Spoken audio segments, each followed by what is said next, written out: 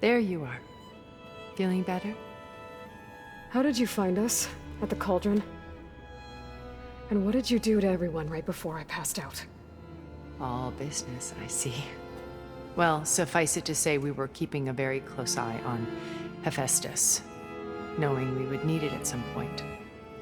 Your ruse didn't fool us, and as for my little trick, it was an overload of the senses, accompanied by an energy discharge. Gerard and Eric were only momentarily disoriented due to their shields, but it rendered you unconscious while I got you out. Perhaps some breakfast might steady you a bit?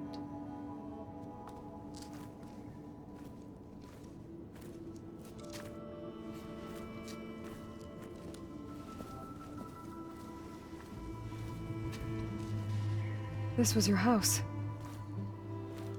The one you recreated for Beta, in the data channel you shared. How perceptive of you. Please, this way. After everything your people have done, you think I'm just gonna sit down and have a chat with you? They're not my people. They never were, and especially not now. You shot off into space with them, and lived with them for 1,000 years before coming back. So what made you suddenly turn on them?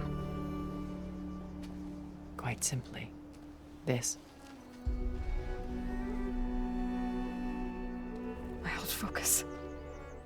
You repaired it? But that means you've seen Incredible things. What you've accomplished in 2 decades of life.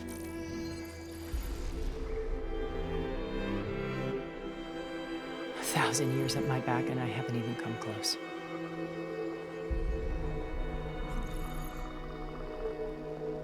I'm sorry if I invaded your privacy, but I had to. In order to understand. To be enlightened. You truly are Elizabeth's blood. With her drive, her sense of mission, her integrity. Watching all this shamed me for the company that I've kept. Having seen it, all I want is to help you. even if it means stopping your friends? Especially so.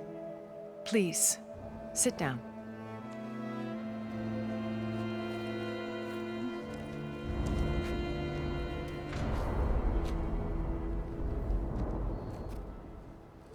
There. That's better. Now, we must recover Beta and Gaia at all costs. By now, you must know that Gerard intends to use Gaia to reboot the Earth's biosphere. Remaking this world to specifications that would only suit us immortals. This process will kill every living thing on the planet. He calls it a clean install. Not if I stop him first. Not if we do. And once he and the others are gone, we can work together to fulfill Elizabeth's dream. I'm sure Beta told you that there's a build of the Apollo database on board our ship. A complete collection of human knowledge. With that and Gaia, we could do everything Elizabeth wanted. Heal the biosphere, educate the people of this world, uplift them. Create the world she imagined. Let's not get ahead of ourselves. From what I've seen, your friends are invincible. I do wish you would stop calling them my friends. And they're not invincible. In fact, a friend of yours has found a way to defeat them. Silence. Oh, he's been a busy bee, building an army powerful enough to crash through Gerard's precious base. Yeah. Regala and her rebels. Even now, she's preparing a final march on the Tenakth capital. When she wins, she'll have the entire tribe under her control. Hundreds of warriors and machines to throw at the base. She's been duped. They'll all perish, of course. But it should be enough to break Gerard's defenses and allow Silence to kill him. Along with all the others. Using the new weapon he's developed. Yes, he's found a way to circumvent our shields. Truly an exceptional man. He's planned for everything. Except you and me. You see, while his army is battering down Gerard's doors, you and I will sneak in through a back way. One that only I know about. While Silence and my friends are busy battling each other, we'll take back Beta and Gaia. I told you I want to help you. I mean it.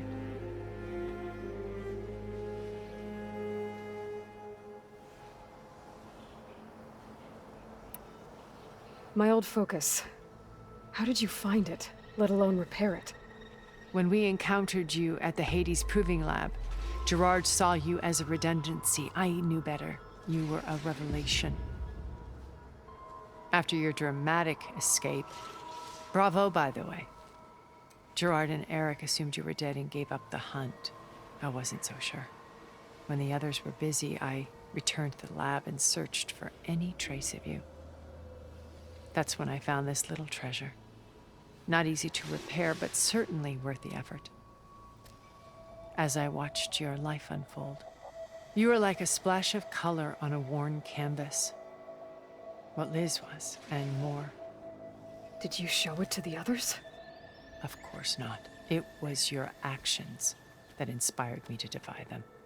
It's worth noting that if I hadn't found it and watched its contents, I wouldn't have known to save you at the cauldron. You'd be dead. So I should be grateful? If you like.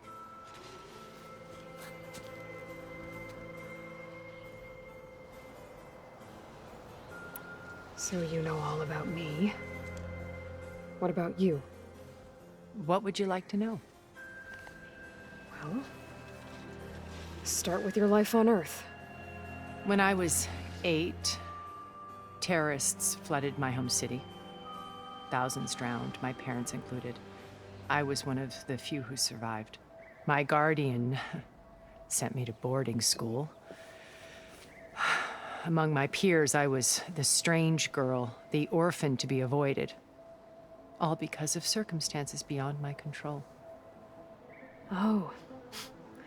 So we're a lot alike, huh? Aren't we? You were an outcast. But you didn't let that stop you from getting what you needed. Neither did I. I climbed my way out of desolation and used my wits to build a fortune. First, from the technical analysis of art and the detection of forgeries. Profitable expertise in those days. But as it turned out, the software I developed was even more useful for counterintelligence. From there, it was only a short step to gathering extremely valuable intelligence on my own. You were a spy? More like a service one could turn to for information. I had to remain anonymous, of course, to protect my privacy. But despite that anonymity, Far Zenith inevitably sought me out.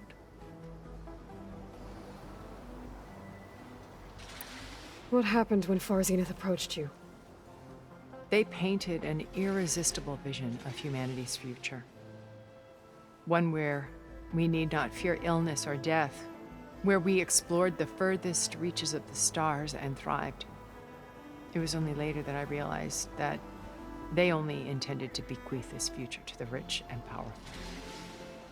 By the time I finally figured it out, the walls were closing in, Pharaoh's machines were devouring the Earth. So I accepted Far Zenith's invitation to a berth on the Odyssey. I wanted Liz to come, but she had nobler plans, as you well know.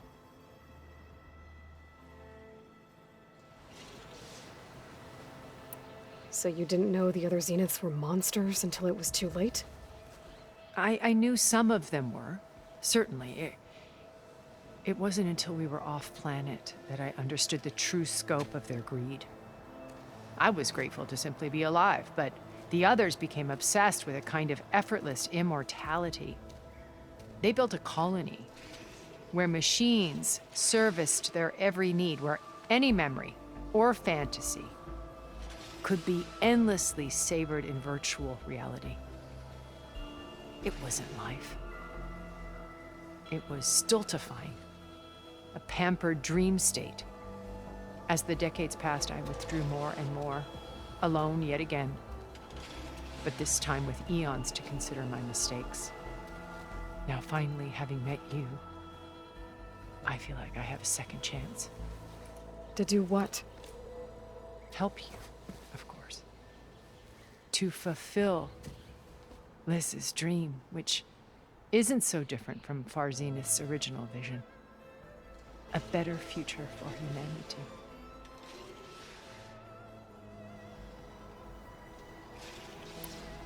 You said Beta's not in urgent danger, so what are the Zeniths doing to her? Putting her to work. Merging Hephaestus with Gaia. A difficult, time-consuming task, as I'm sure you know. They will compel her if need be. But her life is not in danger. She's the only one who can do it. Because you people made her to be nothing but a tool. Gerard's idea, not mine. They always viewed me with suspicion when I attempted any form of kindness towards her. That's why I created the data channel. A virtual place where we could speak in peace. So this channel you shared with Beta, none of the other Zeniths ever found out about it. Gerard believes he's the most cunning of all of us. Even after 1,000 years, he still can't imagine that I would outwit him. The channel allowed me to interact with Beta away from their mistrustful eyes. It offered us a chance to be ourselves. Until you cut off all contact. Yes, though it pained me. I was worried that our meetings would do her more harm than good. Well, she felt like you tossed her aside. I was afraid the others would find out and punish her. She may not have had the comforts of friendship anymore, but at least I ensured she was safe. I know it seems harsh, but you must believe that her well-being has always been paramount to me. Why did you make the data channel look like this place? I built this house as a shelter to weather any storm. A safe place. Not just for me, but for the art stored below. Cultural artifacts of incalculable value. Truly some of the greatest achievements of human civilization. And you wanted Beta to see them? Yes. Her upbringing was so cold and technical. I thought if she could experience Vermeer and Rembrandt, it would bring something else into her life. A heritage every bit as valuable as the scientific and technical data being drummed into her. I'm sorry I had to cut off contact, but I'll never regret sharing this house with her. She needed its shelter even more than I did. Beta told me your colony was destroyed. That you came back to Earth because you had nowhere else to go. It's true. After we reached our destination, a planet in the Sirius star system, we spent decades building a new home. The physical constraints of Earth, the boundaries of mortality, gone. To think of what we could have done with it. It might have been a utopia. Instead, we stagnated, absorbed in effortless comforts and virtual realities. It took a cataclysm to finally yank us out of our stupor. What happened? A massive geological event. We knew of instabilities in the planet core, but we underestimated them. By the time the collapse was upon us, it was too late to stop it. Only a few of us made it to the ship in time. We set course for Earth, the only safe harbor left to us. Which you decided to make unsafe for anyone else. Not me. Gerard. He believes it's better to wipe the canvas clean than work around the smudges. No more primitive tribes, no more combat machines, only a blank slate to do with as he pleases. But we will stop him. All we have to do is get into that base. What exactly is your plan to sneak into the Zenith base? We will make use of a lesson I learned from an early age. Always know your exits. In this case, a place where Gerard's new construction meets the ancient foundation, a passage that only I can access. When Silence flings his army at the base, we will enter through this back door, bypassing most of the fighting. The distraction will provide us with a window in which to rescue Beta and Gaia. Once we're inside the base, where will we find Beta and Gaia? Here in the command center. By then, Gaia will have been reunited with all of its subordinate functions, including Hephaestus. What about the alpha build of Apollo on your ship? A simple matter of recovery once the others have been dealt with. With that in hand, we'll have everything we need to make this world as it should be. How do you know about Silence's plan? He isn't the only one adept at spyware. You hacked his focus? No, he's too careful for that. But his subordinates? Not so much. He gave additional focuses to the tribals he branded the Sons of Prometheus. The ones working with Regala. By tapping their focuses, I learned about most of his dealings. The distribution of override technology, the arming of Tanakh rebels, and the secret pact with Regala to attack Gerard's base. But how did he come up with a weapon that can take down your shields? That's the one thing I haven't been able to figure out, but however he did it, I'm quite certain it will work. With it and the Tanakh army, victory seems to be within his grasp. Such a shame he'll be disappointed. Regala's only interested in killing Hikaru and waging war on the Karja. What does she have to gain by attacking Zenith? It's the price she must pay for her war. Without the ability to override machines, her little rebellion would have languished in the desert. So she trades with the Sons of Prometheus.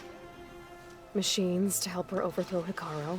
In exchange for an assault on the base. Pride has deluded her into thinking she can actually survive such a battle. And all without ever knowing who the Sons of Prometheus really answer to. Yet for all of Silence's brilliance, still he underestimates you. That blind spot is what will allow us to take Beta and Gaia right out from under him. While hundreds of Tanakh are cut down outside. So you knew Elizabeth. What was she like? Liz was everything she was. I see in you. And more. Your ingenuity, your determination, your moral compass. You've managed to distill her greatest qualities and make them your own. I'm not asking about me. Tell me about Elizabeth. What was she really like? The honest answer is that I don't actually know. For all the time that I spent with her, she always kept a part of herself locked away. It was like that from the moment we met. So when you met Elizabeth, she was what? Distant? Aloof? Not aloof. Not exactly. It was a summit in Paris about machine learning, a touchy subject in those days, because regulatory authorities were just starting to clamp down on AIs. Liz gave the keynote address.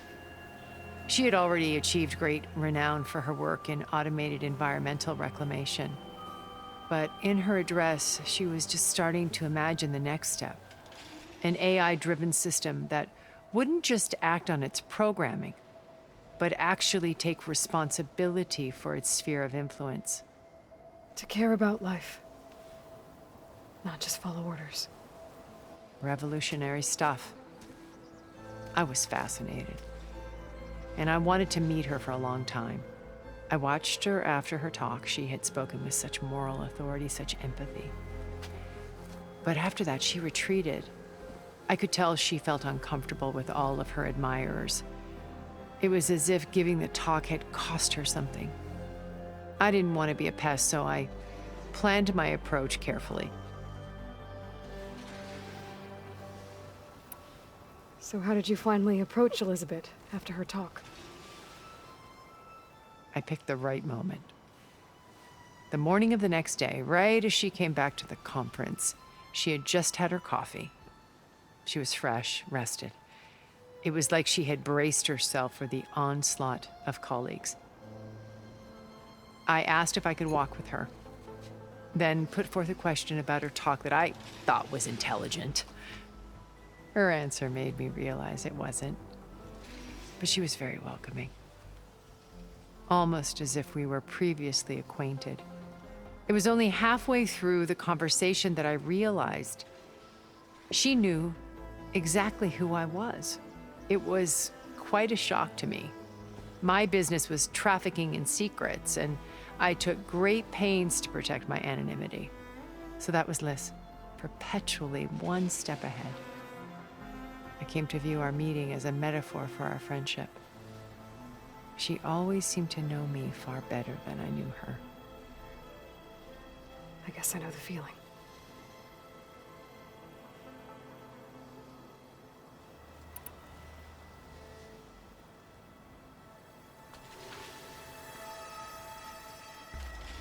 First Varl. Now Hikaru and the Tenakth. Your plan would wipe out an entire tribe. There has to be another way. We are in an admittedly desperate situation, but I assure you there isn't. Remember Zero Dawn. Elizabeth's sacrifice. Sometimes many have to die for a new world to grow. If it looks impossible, look deeper. Wait. The data channel. It still exists, doesn't it? I need you to open it. Let me talk to Beta. Impossible. We might be detected. It's worth the risk. There is another way, one where the Tenakth survive. But we won't. If the others... If you want to help, open it.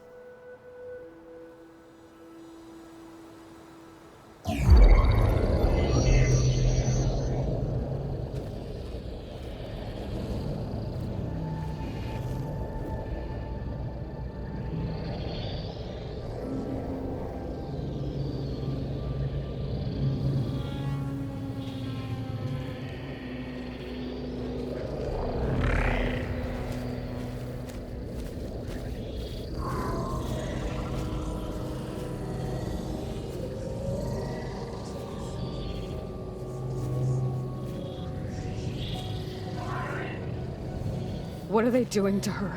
Virtual reality dissociation. The manual merge of Hephaestus will take hours upon hours of tedious micromanagement. If she resists the work, they run simulations to induce feelings of isolation and despair. Beta, can you hear me? You're alive. They're watching me.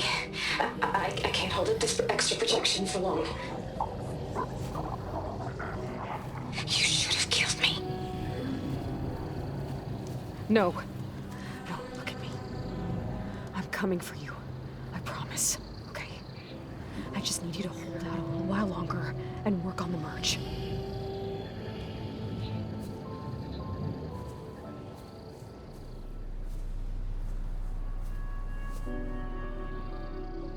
Then I think it can be done. I'll contact again when it's time. Can you hold on? As long as I know you're coming for me, I can endure anything.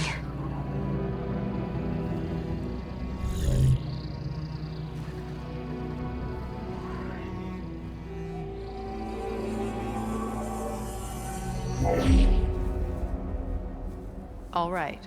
I did as you asked. Now I think you need to tell me what you're planning. I'm going to take Silent's army away. I don't need it. Only the weapon he made to penetrate your shields. And how do you propose to get it? Ask him nicely? With that Regala and her rebels, he won't have a choice. We'll be his only option. Only option for what?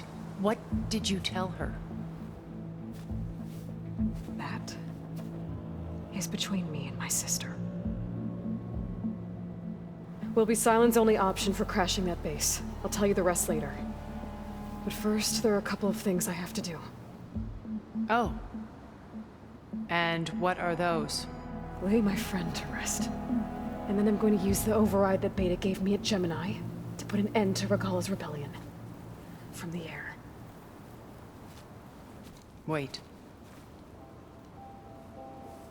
Since you insist on doing things your way, I know of something that will truly help you make a grand entrance with the Tenat.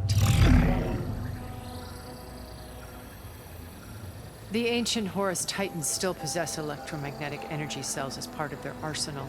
Drop one of those on Regala's army and they'll receive quite a surprise.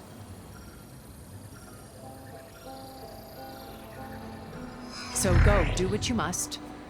I'll come to your base if you manage to bring Sylens to the table. Not if. When.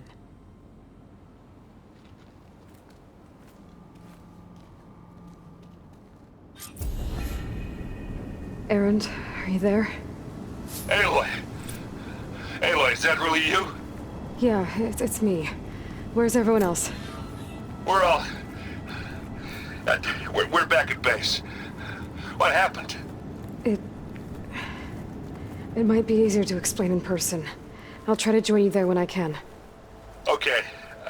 We'll wait here for you. It's good to hear your voice, Aloy.